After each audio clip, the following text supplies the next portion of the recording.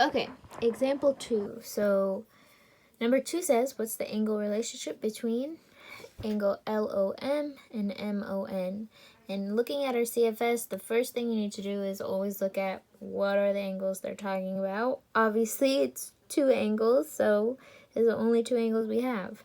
Okay, so what I did, again, if I go back to my notes, I just drew this out over here on my notebook or the piece of paper you're using, and it's asking you for, what it says is the relationship between angle LOM, and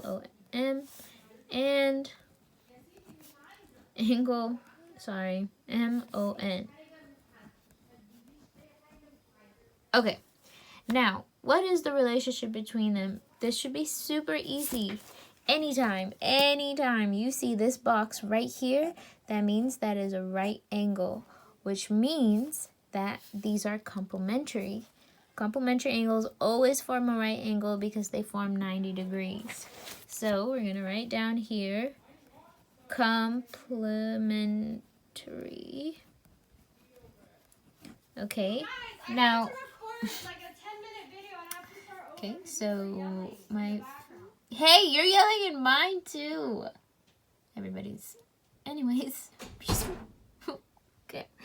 Now, I'm going to go ahead and click complementary angles. Cool.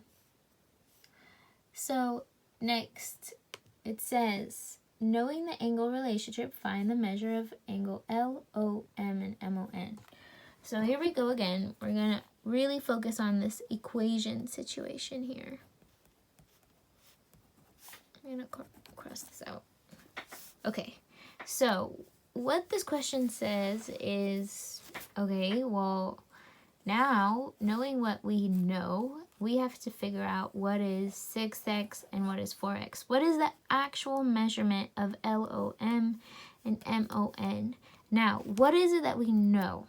Okay, we know that they are complementary angles, which means they sum up to 90 degrees.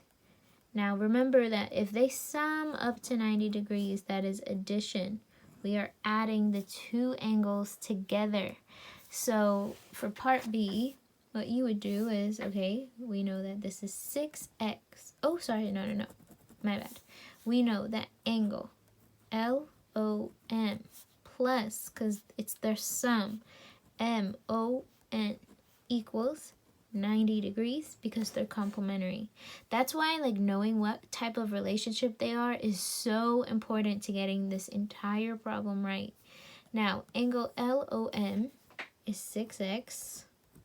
That's all I know. And angle MON, what we know is 4x. That equals 90 degrees. Okay? So I'm going to combine like terms. We get 6x plus 4x. I'm going to get 10x because 6 plus 4 is 10 equals 90.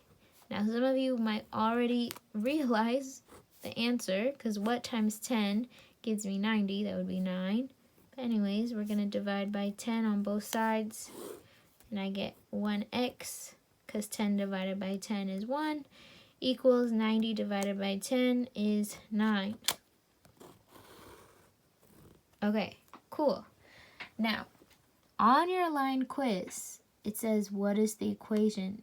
What you need to type in is the equation that we have.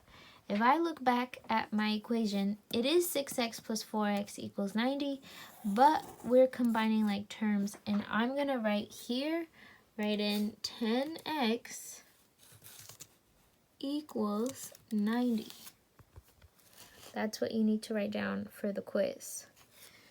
Now, last one. Part C. So using substitution, find the measurement of both angles.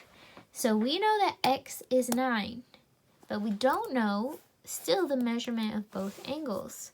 So the last part is where we substitute, part C. Okay, so angles LOM.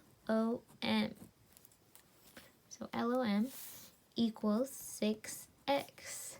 Now I could substitute now 10 for x, because we know that x, or sorry, not 10, 9, because we know that x equals 9. So I'm going to do 6 And again, this is multiplication. If you have 6x, that means it's 6 times x. And instead, we're going to put 6 times 9, which is 54. We also need to find angle MON, which is, I don't know what I just wrote there, 4x. That will give me 4 times 9, which is 36.